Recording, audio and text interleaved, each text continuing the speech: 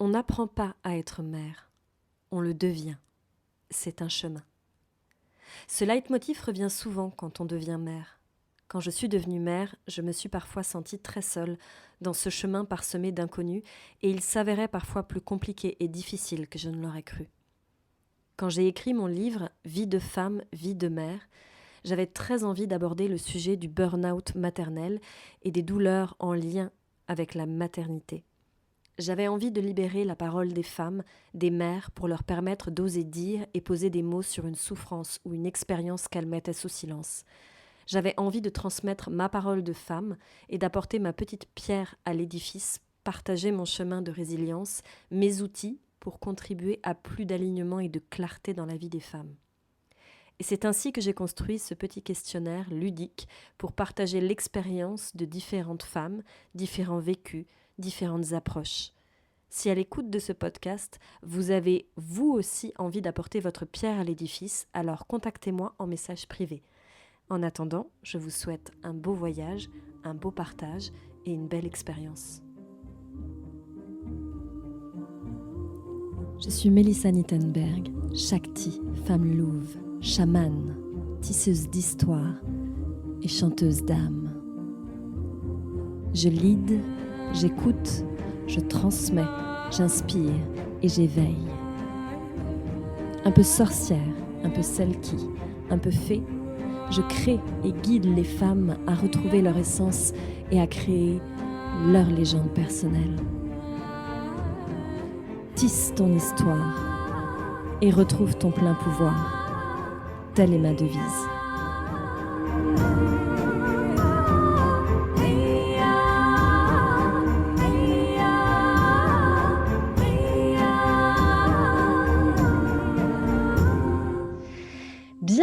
Bienvenue dans ma petite chronique Vie de femme, vie de mère. Et aujourd'hui, j'ai la joie de recevoir Julia. Bonjour Julia. Bonjour Mélissa. Alors Julia, toi tu es maman ? Oui, Oui. Et combien tu as d'enfants ? j'en ai 2. Ok. On peut savoir un peu les tranches d'âge ? Oui, pas de problème. J'ai mon garçon qui a 12 ans et demi maintenant Ok. et ma fille, elle a un peu plus de 8 ans. Ok. Est-ce qu'il y a une particularité à ta vie de maman ? Alors, une particularité à ma vie de maman, ouais, qu'est-ce que je pourrais dire? Oui, enfin, je crois que c'est assez classique, mais tu vois, ce qui me vient quand tu me dis ça, c'est que quand même, jusqu'à présent, ma vie, elle a été construite autour de mes enfants. Ouais. C'est-à-dire que déjà, avant de tomber enceinte de mon premier enfant, j'ai arrêté de travailler voilà, dans l'idée de tomber enceinte et de devenir maman. Donc, j'ai Ouais. arrêté de travailler et donc j'ai arrêté de travailler pendant pas mal d'années jusqu'à ce que ma fille soit petite. Mais voilà, je crois que je suis retournée travailler, elle devait avoir 2-3 ans. Ok. Tranquillement. Et en fait, le métier que j'ai choisi, il est encore autour du rythme de mes enfants. Moi, je travaille en école exprès, parce que ça me plaît aussi, mais aussi parce que tu imagines tout le rythme de journée, je termine en même temps qu'eux, j'ai les mercredis, les vacances scolaires, etc., les week-ends. Donc, je dirais que ça, c'est vraiment une pierre première de ma maternité, c'est j'ai construit mon rythme et ma vie autour de mes enfants, et d'autant plus que comme je m'occupe d'enfants, je me voyais pas m'occuper des enfants des autres et pas des miens, tu vois, quand ils étaient Ok. petits. Il y avait quelque chose un peu non-sens là-dedans. C'était déjà naturel pour moi de rester à la maison, mais c'est vrai d'autant plus que je me disais, je vais pas aller à l'école m'occuper d'enfants des autres si je laisse les miens à la garderie tout le temps, ou enfin à la crèche tout le temps, ou à voilà ce Ok. que je peux dire. Ok. Première question. Quel est ton plus beau souvenir de maman ? Le plus beau souvenir de maman, alors qu'est-ce que ça peut... Alors attends, c'est vrai que c'est des bonnes questions. Mon plus beau souvenir de maman, je dirais que c'est quand même à chaque fois, enfin, c'est du grand classique, hein, mais c'est quand même à chaque fois que je vois mon enfant épanoui de manière spontanée, de la lumière qui jaillit, le côté vivant. Toi, par exemple, je me rappelle de la première fois que mon garçon a ri. Voilà, Ah, bébé dans son transat. et j'ai dit un truc, mais alors, pas du tout, en plus c'était un bébé, donc pas du tout avec l'intention de me faire rire, tu vois, je racontais un truc, et le mot l'a fait rire, et je l'ai répété en boucle, voilà, et ma fille c'est pareil, à chaque fois que d'un coup elle se met à danser dans le salon, ou à chanter, ou que mon fils il fait une blague, il se met à rire, ou que, il y a de la... Alors mes enfants sont aussi, enfin, ils sont assez pluriels, c'est-à-dire ils ont plein de cordes à leur arc, mais notamment une corde très créative. Donc tu vois, à chaque fois qu'il y a un élan de vie comme ça, un rire, une création, ou voilà, un mot gentil pour quelqu'un d'autre, enfin voilà, un truc de l'élan de vie, c'est vraiment quelque chose qui m'émeut à l'infini et dont je ne me lasse absolument pas. Même Wow. aujourd'hui, même grand aujourd'hui, hein, quand il se passe un truc, je m'arrête quoi, je m'arrête et puis je savoure le truc. Excellent. Quelle a été ta plus grosse galère de maman? Voilà, alors laquelle je vais choisir? Parce que là, on est honnête, hein, clairement, quoi. Ouais, La vie de maman, c'est intense dans les deux sens. C'est aussi beau que galère et que souffrant et que magnifique et que aidant et que constructif aussi. Enfin, voilà. Et ouais. on pourrait mettre plein d'objectifs comme ça. Alors, je dirais que la plus grosse galère en tant que maman, alors, je dirais que c'est une galère qui devient une force. Parce qu'en fait, c'est ça aussi les galères, c'est qu'à un moment, il faut en faire une force aussi, enfin, ou ça le devient sans même qu'on s'en aperçoive. Bah voilà, c'est que moi, j'ai quand même arrêté de travailler pendant 8 ans. Donc, vivre sur un salaire à 3 ou 4, quand ma fille est arrivée, voilà, on est devenu 4, c'était quand même une grosse galère. Et je le mets dans la maternité, par exemple, il y a plein de trucs que je ne pouvais pas offrir à mes enfants. Il a Mmh mh. fallu faire des grosses concessions. Mes enfants, ils savent pas, même encore aujourd'hui, enfin, bon, voilà, parce que j'ai un métier qui est quand même, voilà, je suis à temps partiel du SMIC, donc voilà, je te laisse imaginer Mmh mh. bon, le niveau de vie. Je Mmh me mh. plains pas, mais le fait est que mes enfants, ils savent pas ce que c'est une voiture neuve, ils savent pas ce que c'est. Je te dis des exemples comme ça, mais partir en vacances dans un truc de voilà qu'on aurait tout payé. Enfin voilà, la force de ça, et puis ils n'ont pas des jouets tout neufs. Enfin bon bref, la force de ça, c'est qu'ils ont, c'est aussi leur faire un cadeau quelque part parce que déjà j'étais là, et aussi parce que finalement ils ont appris très tôt à gérer la frustration. La frustration, elle crée aussi l'envie et le désir, donc ça c'est génial. Finalement, quand on partait en vacances, c'était pour aller chez des potes, et ça c'était génial. Finalement, la voiture qui n'est pas toute neuve, c'est génial, on peut mettre les bottes debout dedans, et ça c'est très bien, parce que nous on s'en fiche. En fait, c'est pas grave, de toute façon il est déjà cracra, alors bah, donc voilà, du coup, ça a engendré plein de choses. Il a fallu qu'ils construisent tout seuls, qu'on fabrique, qu'on aille vers le seconde main. Enfin, voilà, du coup, ça a créé toute une ambiance aussi qui est totalement la couleur de notre vie. Mais c'est vrai que du coup, il y a eu des moments où j'étais toute seule à la maison. Alors en plus, être femme au foyer, donc ça, enfin, mère au foyer, ça c'est aussi un thème qui est bien galère. Mmh Et mh. du coup, voilà, j'étais aussi des fois seule avec mes enfants, et un peu des fois dépourvue de moyens. Voilà, bon, ben là, on va refaire la même chose parce qu'en fait, il n'y a que ça, quoi. Mais bon, comme, voilà, ça crée aussi d'autres trucs, hein, mais Mmh mh. la galère financière de rester à la Mmh. maison en France, on ne nous donne pas les moyens Mmh. de choisir vraiment ça. D'ailleurs, il y en a plein qui ne le font pas, du coup, parce qu'ils Mmh. se disent, bah, financièrement, ça passe pas. Et donc, voilà, la galère financière, ça a été quand même un truc assez pesant à gérer sur plusieurs années. OK. Est-ce que l'image est-ce que l'image que tu avais des mères a changé avant ton premier enfant et après? Et si oui, c'était quoi l'image que tu avais avant de la maman? Alors, est-ce que ça a changé? Oui, enfin, forcément, je ne sais pas si c'est le mot changer exactement, mais en tout cas, c'est forcément pas pareil parce que aujourd'hui, je le vis, le statut de maman. Tu Mmh vois, on mh. m'a demandé, bah, c'est ce matin, je crois que, enfin bon, bref, on m'a déjà demandé, oui, ton rapport à la parentalité, est-ce qu'il a changé depuis que tu es maman, notamment dans ton travail? Parce que moi, je travaille tout le temps avec des parents, en fait, c'est mon métier. Mmh mh. Donc, en fait, j'avais déjà une image de la parentalité et j'étais déjà hyper attentive aux parents. Je communique beaucoup avec les parents, j'observe beaucoup les parents, je suis beaucoup attentive à tout ça. Mais quand j'étais jeune, je ne pouvais pas savoir ce que c'était qu'être parent, malgré toute l'empathie que je pouvais éprouver. J'avais que mon idée de Julia toute seule, sans mes enfants, sans avoir vécu, etc., etc. Donc, du coup, ça a forcément changé. Mais je sais pas trop comment, en fait, parce que je suis toujours attentive aux parents et disons que mon empathie, elle a peut-être juste vraiment grandi et il y a peut-être quelque chose de plus honnête ou de plus aussi empirique du coup, forcément. Puisque voilà, avant j'en avais une idée théorique et en fait là je le vis dans mon ventre. Hein. Donc Mm. moi qui étais déjà très empathique, moi je croise un parent, j'ai juste envie de lui dire qu'il est déjà super, hein, c'est formidable. Hein. C'est clair. Je vous trouve déjà formidable, hein, qui vous soyez. Hein, franchement, c'est un tel truc. Voilà. Mm. Donc je dirais peut-être, ouais, c'est peut-être pas que ça a changé, mais la forme d'empathie, c'est plus la Mm. même. Ok. Aujourd'hui, je la connais, je sais ce que c'est. Te souviens-tu de ton plus gros craquage ou pétage de plomb en tant que mère? Ouais.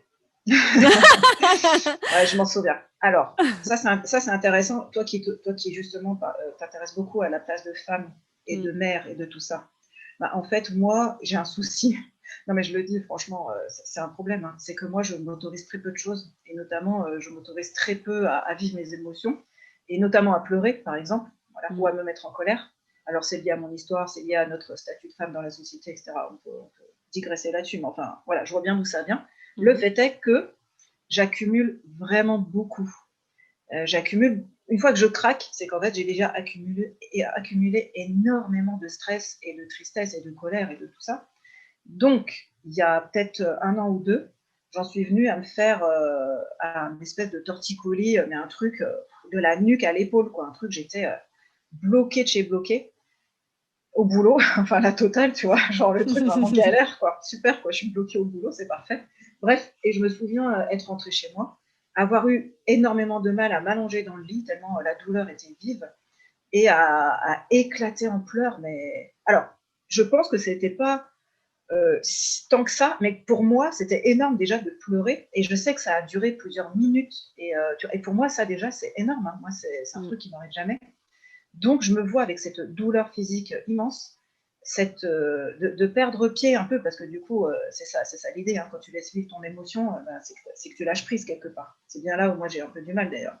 Donc, du coup, voilà, ce côté submergé. Voilà, j'étais submergée, et donc, c'est à la fois pas bien et bien, mais du coup, je l'ai fait devant mon mari et les enfants parce que j'étais complètement bloquée, je pouvais plus ni compenser, ni me cacher, ni donc du coup, c'était devant tout le monde, quoi. Et du coup, ma famille a été d'une grande gentillesse avec moi, d'une grande empathie.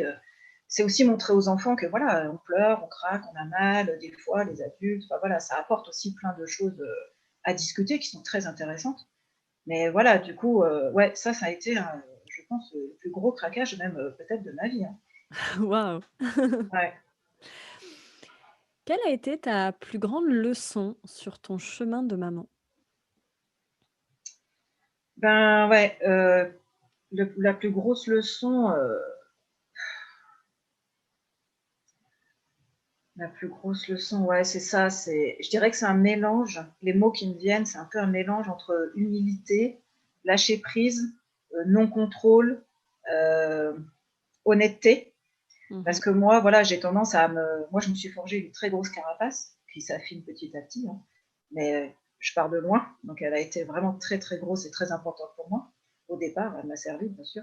Et du coup, être parent, t'apprends forcément à lâcher prise. Déjà, tout est là, en fait, même du départ. C'est-à-dire déjà l'envie d'être parent, c'est déjà un lâcher prise. Tu sais pas si tu vas tomber enceinte ou pas, et quand et comment. La grossesse, tu sais pas comment ça va se passer, l'accouchement, enfin, tout ce que tu sais, quoi. Et Mmh. puis les enfants qui sont là un jour et qui ont leur propre personnalité, et c'est pas forcément, enfin, comme tout être humain, ils ont leurs humeurs, leurs émotions, leur personnalité, il faut faire avec tout ça. Donc voilà, moi je dirais que la plus grosse leçon c'est celle-ci, et franchement je l'apprends tous les jours, hein. Même encore aujourd'hui, et tu vois, mes enfants sont un petit peu grands maintenant, et je peux te dire qu'il y a encore des thèmes, ouah, genre, voilà, le grand classique, hein, les devoirs, tout ça, toi et pourtant je travaille en école, hein. Donc Mmh. franchement, je suis, normalement, enfin je suis assez armée pour tout ça, mais quand il s'agit de nos propres enfants, c'est jamais pareil, c'est pas les mêmes enjeux. Et du coup, voilà, il y a du lâcher prise dans plein de trucs, hein, Mmh. dans leur manière de s'habiller, dans comment gérer les devoirs, comment c'est les copains qui se font, comment ils nous parlent, voilà, leurs émotions qui jaillissent d'un coup au moment où tu t'y attends pas, enfin, Ouais. tout ça, quoi. Mm. OK. Qu'est-ce que tu aurais aimé qu'on te dise avant de devenir mère? J'aurais aimé qu'on me dise: «Tu peux le faire, tu peux OK. le faire. Tu es capable, tu vas y arriver, t'inquiète». Parce que justement, heu, contrairement à beaucoup, je crois, moi, j'avais une image de la parentalité, déjà, bon, j'ai déjà quelqu'un aussi qui manque un peu de confiance en soi, ça joue aussi, mais j'avais quand même une image de la justement, peut-être certainement d'avoir côtoyé tellement de parents, parce que moi je travaille avec des parents depuis que j'ai 17 ans. Et moi j'ai 39 ans aujourd'hui, donc Mmh mh. toi ça fait un bail. Et donc quand j'étais, quand j'ai voulu avoir mon fils, je crois que j'avais 25 ans, 26 ans. Donc voilà, j'étais encore jeune, mais ça faisait déjà un moment que je travaillais avec les parents. Et du coup, j'avais une image de la parentalité. Moi, je me disais, c'est un truc de barge, hein. C'est un truc de fou. Je vais jamais y arriver, hein. C'est un truc. Je ne comprends pas presque comment les gens ils se lancent, hein. Ils sont barges. Tout le monde est fou, je crois. Donc, vraiment, quoi. Et d'ailleurs, je vais te dire un truc peut-être rare. Je crois que c'est assez rare, je ne sais pas. Moi, c'est mon mari, hein, qui a lancé l'idée des enfants, hein, qui a dit bah voilà, on va faire des enfants, on va s'y mettre et tout ça, quoi. Moi, je disais tout le temps, je suis pas prête. Il me faut un doctorat bac plus 12, je sais pas quoi, la parentalité. Non, j'en sais rien, mais tu vois, moi, j'avais un truc, une image très, très massive, enfin voilà, très complexe de la parentalité. Et j'aurais aimé qu'on me rassure plus et qu'on me dise t'inquiète, ça va bien se passer. Waouh. Quel cadeau penses-tu le plus serviable à recevoir quand on est mère? Du temps. Mmh. Alors le temps, ça veut tout dire. Enfin, ça veut dire plusieurs choses en tout cas. Ça peut être du temps qu'elle passe toute seule, qu'elle s'occupe d'elle, qu'elle fasse un truc qui lui plaise. Ça peut être du temps aussi d'écoute, du temps de parole. Ça peut être aussi du temps. Par exemple, tu vois, j'avais entendu une fois un truc qui était hyper vrai, je trouvais, un truc bien concret, tu vois. Par exemple, qui c'est qui m'a dit ça? Je crois que c'est ma propre mère qui m'a dit ça, tu vois. Ah, bah, tu vois, une Mmh. transmission de mère à mère, de mère à fille, qui Ouais. m'avait dit mais moi, je trouve qu'un super cadeau pour les jeunes mères ou les futures mères, et ça passe finalement pas très bien, enfin, c'est presque mal vu, mais c'est d'offrir par exemple du temps tu sais, d'aide ménagère. Parce qu'en Ouais. fait, les mamans, elles ont la tête sous l'eau, elles n'en peuvent plus. Alors tu rajoutes le ménage, c'est bon, quoi. Enfin, Mmh. l'entretien de la maison, tout ce que tu veux. Et en fait, ça, c'est aussi offrir du temps. C'est aussi offrir du temps que tu ne passes pas à faire le ménage, et du coup, que tu peux passer à faire autre chose, à t'occuper de tes enfants et tout ça. Mmh. Voilà, moi, je pense que le temps, c'est une clé qui est hyper précieuse dans la vie. Donc, Yes. Waouh, ça me plaît beaucoup comme cadeau. tu veux? Ouais, ouais, moi je veux bien. On dit maman qui rime avec accouchement, avec allaitement. Ça s'est passé comment pour toi? Ah ouais, alors là, alors je te prends juste 2 minutes pour t'expliquer. Alors, j'ai déjà eu 2 accouchements extrêmement différents. Ce qui se passe souvent quand même entre un premier et un deuxième déjà, hein, bien sûr. Mmh. Mais alors le premier, en fait, quand mon fils est arrivé, le problème, c'est que ça a été extrêmement long. Ma poche des os s'est percée, pas complètement. Donc déjà, voilà, il y a eu tout un travail sur. Il a fallu finir de percer la poche des os, il a fallu me provoquer parce que le travail ne s'engageait pas assez vite, il a fallu, j'ai frôlé les forceps, enfin ça a été un truc très très long et donc très fatigant, très voilà douloureux. Enfin, voilà. Et puis ouais, et puis en plus une sage-femme qui m'a pas forcément entendue. Donc moi je l'ai vécu de manière très violente. Bien que une fois que ça s'est fini, j'en ai pas gardé un. Tu vois, je t'en parle là parce que tu me poses la question, mais c'est pas du tout un truc que je me trimballe. Par exemple, on peut parler. J'entends quelqu'un parler d'accouchement, je vais pas du tout. J'en ai pas gardé un traumatisme, si tu veux, pas du tout. OK. Mais si je te raconte mon premier accouchement, c'est comme ça que ça s'est passé. Mmh. Et du coup, pour ma fille, j'ai un peu pris les choses en main. Parce qu'en fait, comme quand je suis arrivée pour mon fils, quand tu perds la poche des os, après tu peux plus manger aussi. Il y a plein de trucs, enfin il y a tout un protocole aussi à la maternité. Donc j'ai dit à mon mari, déjà j'avais très peur, parce qu'on me disait tout le temps, oui, mais tu sais, le deuxième, ça va être plus rapide. Ouais, mais moi j'arrive, en fait mon fils, j'ai mis 35 heures. Donc tu vois, je me dis, Mmh. même si on enlève 10 heures, il reste 25 heures, quoi. Je veux dire, c'est quand même super long. Donc moi je pars de tellement loin. Donc tu vois, je me dis, ouais, court, mais enfin, plus court, mais enfin bon. Et donc, j'étais rassurée pour ma fille parce que je me suis levée le matin et j'étais déjà une contraction toutes les 5 minutes.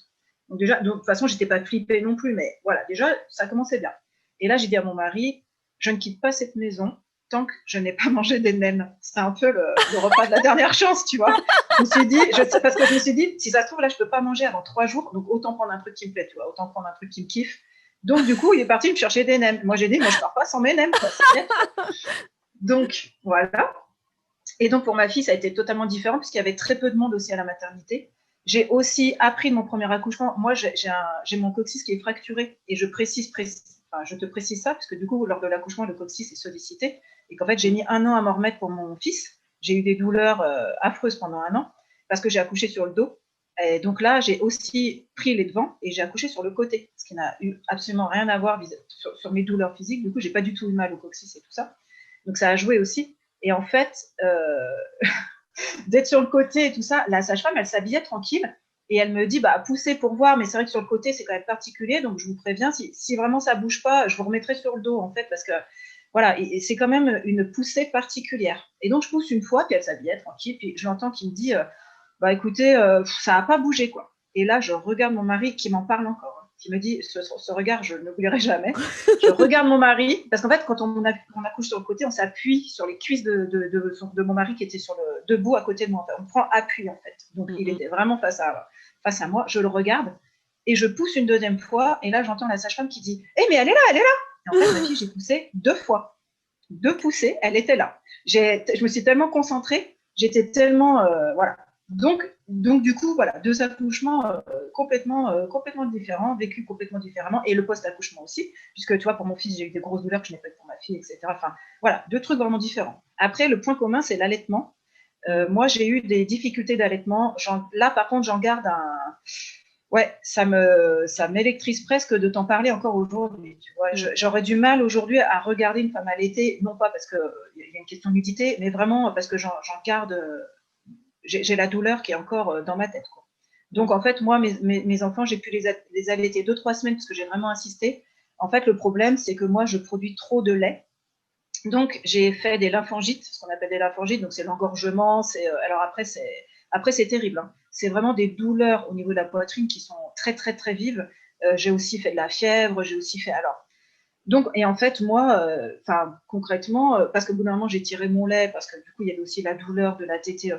Je voulais pas tout accumuler, donc j'ai fini par tirer mon lait pour les 2. Mais les bibes que je te sortais au bout de rien du tout, de maternité, mais c'est un truc de malade. Et moi, j'aurais dû, en fait, tirer mon lait toute la journée. Enfin, c'était un truc, produisait mais les sages-femmes, elles ont halluciné, hein. Je sortais des litres de lait, enfin bon, bref. Donc, génial. Mais par contre, du coup, moi, ça me correspondait pas du tout. Je voulais pas passer ma vie. Je pense que psychologiquement, il y a un truc qui s'est pas joué, quoi. Je pense que si tu es bien avec ça, je pense que ça se régule. Moi, j'imagine, hein. J'imagine que psychologiquement, ça m'a créé trop de bouleversements et trop de douleurs.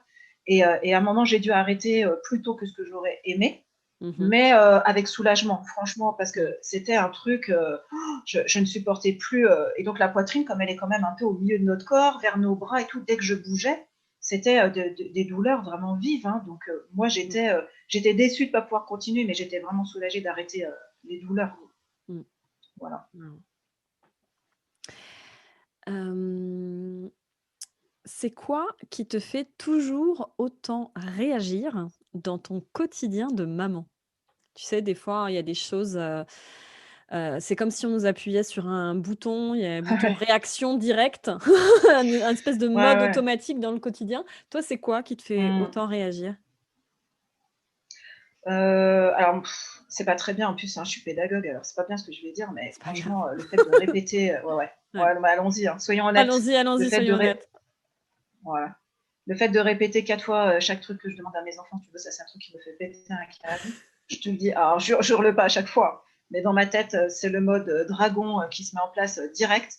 J'ai envie de les jeter par la fenêtre. Quand j'ai juste demandé 10 fois de ranger les chaussettes qui traînent, ça, ou de mettre la table, tu vois. Mais ça, c'est un truc. Et je me dis souvent, je dis, purée, je suis en train de répéter, j'en ai marre. Alors que finalement, la parentalité, c'est la répétition, clairement, hein, et la pédagogie, c'est la répétition. Donc, alors, voilà, moi, je suis dedans toute la journée, je suis aussi dedans tout le temps au travail. Mais alors, c'est pas à chaque fois, mais je dois dire, voilà, ça m'énerve facilement, et c'est quand même une phrase que je dis à mes enfants. Voilà, c'est la phrase pas top, quoi, mais c'est la phrase que je dis à mes enfants. J'en ai marre de répéter, quoi. Voilà. Ouais. Yes, ça fait du bien. Ça fait du bien que ce soit dit. Non, mais voilà, quoi. Soyons honnêtes. Que penses-tu avoir dépassé en tant que mère? Ah bah, alors moi, j'ai clairement dépassé, le manque de confiance en moi que j'avais, quoi. Alors moi, ouais, là, je n'en reviens pas moi-même, hein. Des Ouais, fois, je sais pas si ça te le fait à toi, des fois, j'ai des flashs, ouais. comme ça dure une demi-seconde et je me dis: «Ah mais en fait, je suis maman. Ah ouais, tiens, ouais, c'est marrant ça, je suis maman quand même, hein». Ça fait quand même 12 ans, hein.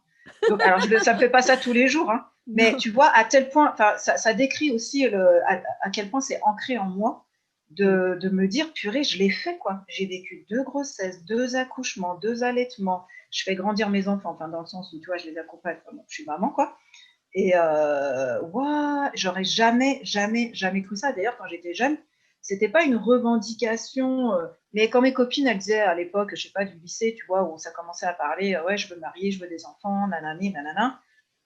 Moi, j'étais la seule qui disait, moi, je veux pas me marier, je veux pas d'enfants. Je me sentais incapable. Mais Ouais, vraiment, j'étais marginale par rapport à ça. D'ailleurs, toi qui parles de féminité, on me renvoyait le fait que ça n'allait pas avec la féminité. Enfin, bon, tout ce qu'on peut ouais, entendre. ouais, Déjà au lycée, on me disait, bah oui, mais t'es une femme, quoi. Donc c'est obligé que tu veuilles ça. Bah non, tu ouais, vois. Et ouais. finalement, c'est la rencontre avec mon mari qui a changé tout ça. Mais ouais. Voilà. Yes. Quelle est la première chose que tu fais pour souffler et te ressourcer? Ouais, alors, je suis pas un bon exemple parce que je vais être honnête aussi, hein, franchement, il faut le dire, hein, je m'occupe très peu de moi-même et je m'occupe pas du tout assez de moi-même. C'est un problème, hein. C'est Mmh. pas du tout ce qu'il faut faire Mmh. parce que ça engrange de la charge mentale, du stress, bref, tout ce qu'on sait, hein. Donc, Mmh mh. mais alors, le premier truc que je fais pour m'occuper de moi, tu m'as dit, c'est Ouais, ça? ouais, pour te ressourcer, pour souffler en Euh, fait, pour, Ah oui, ressourcer, souffler. C'est dur parce que moi, je suis énormément chez moi hein, avec ma famille. Qu'est-ce qui ferait que je me ressource? des fois c'est des petites choses, pas Ouais, forcément, des trucs, alors ouais, si voilà. Alors effectivement, moi, ça va être une petite accumulation et j'ai remarqué que le point commun de mes petits trucs, tu vois, mes petits mmh mh. plaisirs, c'est toujours sensoriel. Alors par exemple, tu vois, je vais mettre des bougies, je vais mettre un pull pilou-pilou, je vais mettre une Mmh. musique que j'aime, je vais regarder un truc beau, mais vraiment, je crois que je vais manger un bout de gâteau au chocolat et je crois que là, je t'ai à peu près cité tous les sens, quoi, tu vois. Yeah! C'est vraiment, je m'en suis aperçue il n'y a pas si longtemps, on m'a posé la question et Mmh. puis j'ai déroulé mon truc et j'ai dit, ah bah oui, tiens, dis donc, finalement, c'est que des trucs j'ai besoin de sens, moi, j'ai besoin de ressentir, en fait. Et Mmh. donc, voilà, ces petits trucs-là, oui, ça m'aide à me faire du bien et du coup, ça m'aide à souffler et à me ressourcer. Yes. Les choux doudous, j'aime appeler ça les Ouais. choux doudous. Ah, c'est bien ça, ouais. C'est À tout à quand fait ça. alors attention, cette question, à quand remonte ta dernière soirée juste pour toi? Eh ben, va falloir que je prenne un calendrier, je crois, parce que alors ma dernière soirée alors c'est pas si vrai. Alors je vais te dire un truc, tiens, qui est intéressant. Alors moi, je prends très peu de soirées pour moi, hein, clairement, je vois très peu, mes copines, tout ça, enfin bon, voilà. Heu, c'est aussi dans ma nature d'être casanière, quoi. Mais c'est vrai que ça m'a pas aidée. Après d'être en couple et d'être maman, bah, ça aide pas, quoi. C'est que tu es chez toi et puis bon. Et en fait, il y a quelque chose qui s'est passé cette année ça a été dur, hein. Mmh mh. Ça a été dur. Mais je suis tellement contente de l'avoir fait. C'est que j'ai fait une formation et moi je vis dans le l'Ain, je vis à 3/4 d'heure de Lyon et j'ai fait une formation sur 1 an à Paris. Mmh. Donc une fois par mois, un samedi par mois, je montais à Paris, donc je montais du vendredi soir en fait, parce que ça commençait tôt. Et du coup, bah voilà, ce Yes. week-end-là où je rentrais le samedi soir, bah, c'est un truc, ça m'a émerveillée quoi. Je me suis dit, alors en plus j'ai eu la chance d'être accueillie. Tu vois, j'étais pas dans un petit hôtel pas top, toute seule. Non, c'était pas ça. J'étais accueillie chez ma cousine avec son mari et ses enfants. Et du coup, c'était vraiment la totale parce que je me suis prise. Alors là, c'était vraiment la totale parce que pour le coup, je me suis démenée à trouver cette formation. Je me la suis payée moi-même. J'ai trouvé mes trains, mes machins. Ça a été un truc de fou de trouver ce truc-là. Et du coup, aussi, j'étais accueillie, c'était génial, quoi, avec un repas, un apéro dès que j'arrivais le vendredi soir, et on papotait. Et après, et tout ça, c'était que pour moi, quoi. J'arrivais, et après, le lendemain, je partais toute seule en formation. J'ai apprivoisé Paris, moi qui suis de la campagne, tu vois, voilà. C'était aussi un gros truc pour moi. Et après, je passais une journée en formation que pour moi, avec des nanas comme moi qui venaient se former. Mais ça, c'est un truc. Et j'ai fini il y a 15 jours. Donc, tu Ah, vois, je dirais que la dernière soirée, c'était pas samedi dernier, mais celui d'avant, où yes. c'était que pour moi. C'est que pour me former moi. Voilà. Yes. Waouh. À quand remonte ton dernier week-end entre copines? Ah, mais là, week-end. Ouais, Ah, week-end. mais je pense que c'est un peu la honte. Hein. Mais franchement, Mm. week-end entre copines, ça devait être week-end, ça devait être eh bien genre au début de mon couple, hein, un truc comme ça, genre il y a 15 ans. Ok, ok. Un truc. Ah ouais, ouais, non, mais je te mens pas, hein, je te jure, hein, c'est. Soyons authentiques. Yes, Ah ouais, yes. week-end, c'est. Mm. Ah ouais, ouais, là, déjà une soirée, c'est déjà oh là là Oh là là là là là, là. le week-end. Ouais, donc un week-end, ouais, voilà, quand j'étais jeune et enfin célibataire ou au début du couple, tu vois, voilà, c'était encore, voilà, ça démarre quoi le truc. Et ouais, ouais, du coup là, j'allais passer des week-ends avec mes copines. Là, par contre, c'était des gros week-ends. Alors c'est peut-être ça. Alors, je sais pas. Je dis pas qu'il faut arrêter de le faire, mais par contre, moi, j'ai profité de fou avant mon couple. Hein. Et Ouais. c'est pas le couple qui a arrêté le truc, mais enfin dans le sens où c'était pas conscient, tu vois. C'est une fois que je me suis mise en couple, bah, je me suis posée et tout ça. Mais par contre, moi, de 15 à 24 ans, ouais, on va dire, allez, 24 ans, quand j'ai rencontré mon mari, moi, j'ai fait la chouille, mais la chouille, enfin, beaucoup, beaucoup, beaucoup. Donc, mais vraiment tous les week-ends, enfin, c'était grosse, grosse chouille. Donc, Mm. du coup, j'ai aussi emmagasiné tout ça. Moi, aujourd'hui, c'est peut-être aussi pour ça que je ressens pas trop le besoin. Il faudrait quand même que je le fasse plus, mais j'ai pas de gros manque parce que moi, j'ai beaucoup profité avant aussi. Ok. Parfois, tu sais qu'il ne faudrait pas, mais c'est plus fort que toi. Tu le fais quand même pour tes enfants. Ouais, Ça serait ouais, quoi? ouais, ouais. Oh, bah ça, alors, attends, qu'est-ce que je fais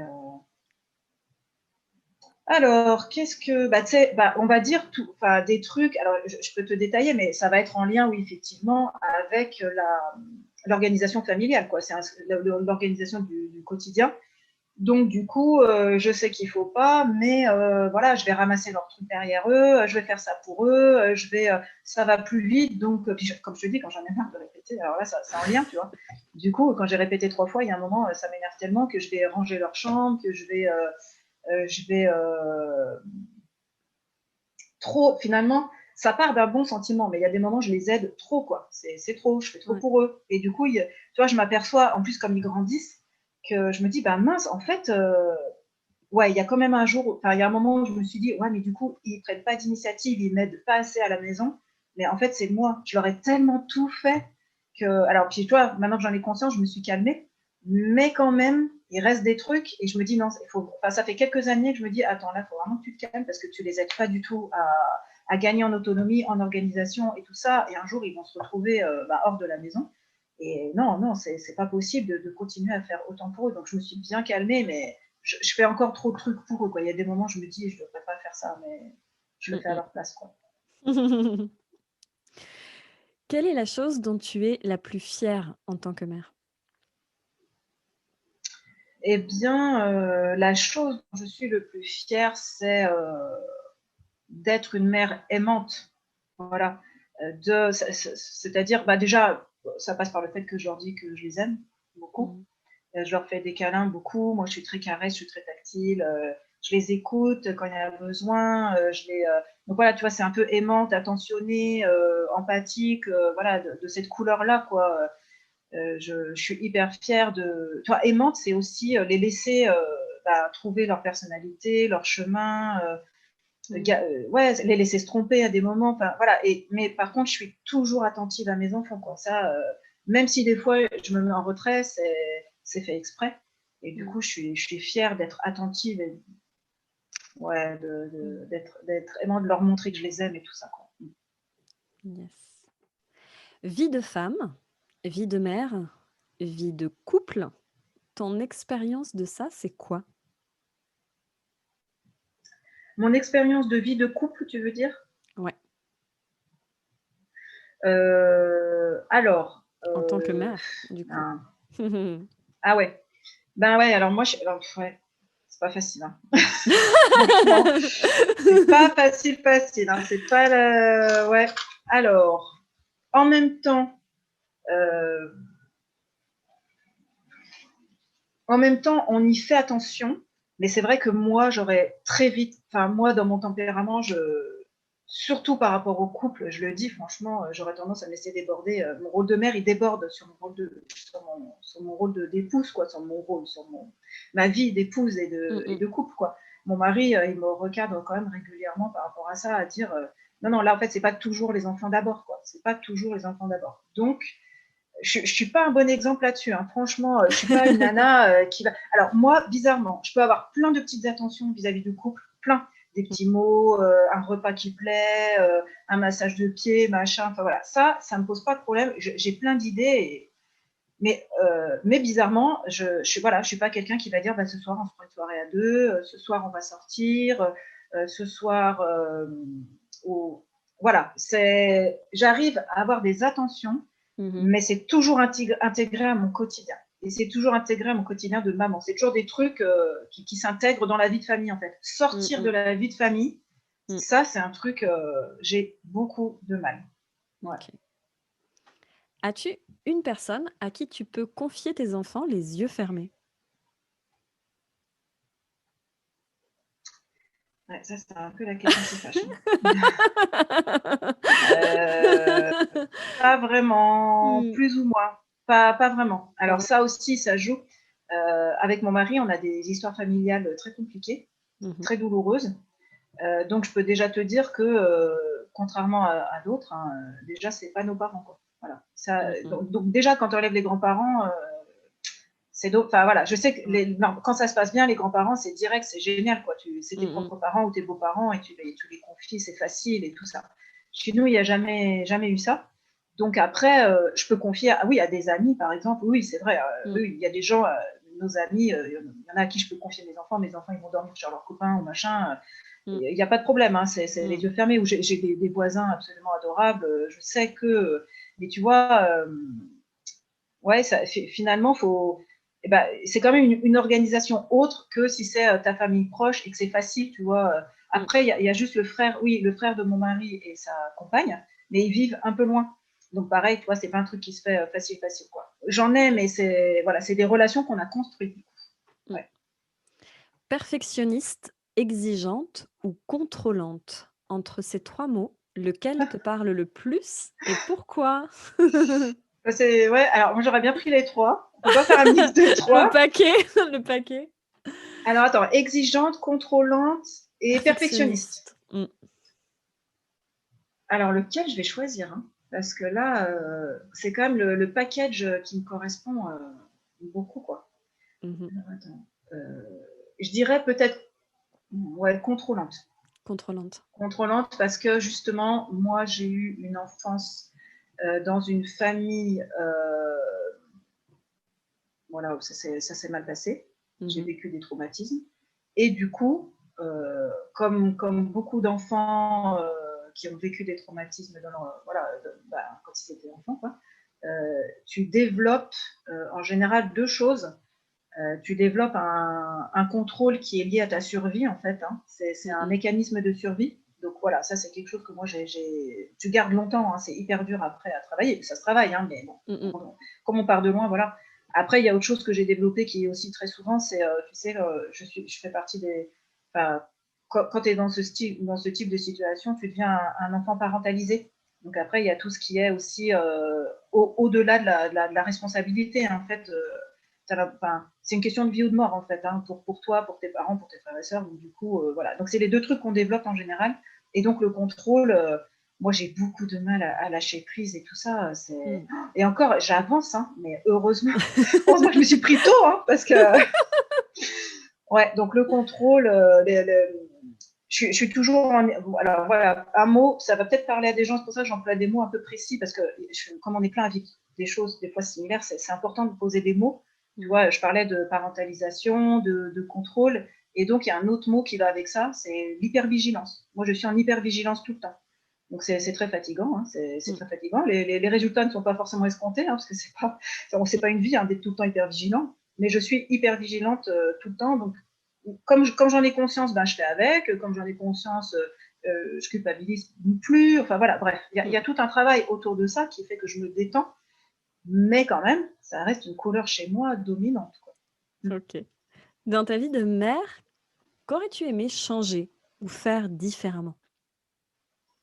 Ah bah là, ouais, alors attends, qu'est-ce que lequel je choisis? Qu'est-ce que j'aurais aimé faire, différemment? Alors, ouais, je vais dire un truc, qui est puissant, hein. Là, je me confie sur des choses très, très intimes, hein, chez moi et c'est pas du tout quelque chose que je fais d'habitude, hein, donc Mmh. j'y vais parce que j'ai confiance en toi et tout ça et je trouve que ça Ouais. peut parler à des gens, c'est très intéressant. Bah, en fait, moi, si on me disait demain tu recommences, vas-y, change un truc, j'aurais travaillé. Alors, tu peux pas, t'as pas de baguette magique là-dessus, mais je pense que j'aurais travaillé plutôt l'amour de soi, mon amour de moi-même en fait, Mmh. parce qu'en fait, pour moi, tout découle de là. Après, la confiance en soi, l'estime de soi, la relation aux autres et tout ça. Enfin bon, bref, après tu peux dérouler plein de choses, mais l'amour de soi, c'est quand même la base de tout. Et je pense que par manque d'amour de moi, j'ai eu des réactions vis-à-vis de mes enfants, des fois, bah, qui n'étaient pas adaptées, qui étaient pas terribles, quoi. Par exemple, je te dis enfin, le premier exemple qui me vient, tu vois, c'est que je pense qu'il y a des fois, j'ai crié sur mes enfants et que une fois que j'ai enlevé les couches, alors la première couche, c'était parce que j'étais en colère. Après, la deuxième couche, bah oui, j'étais en colère parce que j'étais fatiguée. Et en fait, j'étais fatiguée parce que j'ai pas pris soin de moi. Et puis, j'ai pas pris soin de moi parce que à ce moment-là, j'avais pas assez d'amour de moi pour, pour passer du temps avec moi-même et tout ça. Enfin, tu vois, après, Mmh. il y a plein de choses là-dessous, quoi, sous l'amour de moi-même. Et franchement, et c'est aussi, des fois, je me dis, j'ai été un mauvais exemple pour mes enfants là-dessus, quoi, voilà. Donc, il ne s'agit pas de culpabiliser toute sa vie, et ça fait partie de leur histoire et tout ça, hein. Mais ouais, ça, c'est un truc que ouais, j'aurais aimé Mmh. changer. Et enfin, dernière question, quel est ton prochain rêve de femme? Ouais, bah moi, je suis en train de. J'ai mis un pied dedans déjà. Mmh. Donc, justement, c'est suite à la formation que j'ai faite. Ouais, mon rêve là, c'est de me créer mon travail que je veux, quoi. Je suis en Yes. train de créer mon entreprise, tout ça, pour faire quelque chose qui pétille dans ma vie tous les jours. Parce que le travail, c'est mettre du sens dans sa vie. Alors, il y a d'autres Mmh. côtés où on met du sens dans sa vie, la maternité, le couple, la famille, aller se balader dans la forêt, enfin, bon, bref, les loisirs, enfin bon. Mais enfin, le travail, c'est quand même un sens de la vie, c'est aussi une de nos places dans la société. Et comme moi, je veux me créer un travail d'aide, d'accompagnement et tout ça, ben voilà, il faut, ouais, voilà, je voudrais quelque chose, enfin, je suis en train de me construire quelque chose qui me correspond plus, puisque je le fais déjà en école, mais je suis pas décideuse de tout, quoi, donc Mmh il y a mh. des côtés qui me correspondent pas. Donc, je voudrais, voilà, je suis en train de créer mon truc pour que ça me corresponde plus. Voilà. Yes. Petite tradition, du podcast, je vais tirer au sort une question, que te pose une femme qui est soit maman, soit pas maman, en tout cas, de femme à femme. Quelle sera la question d'aujourd'hui?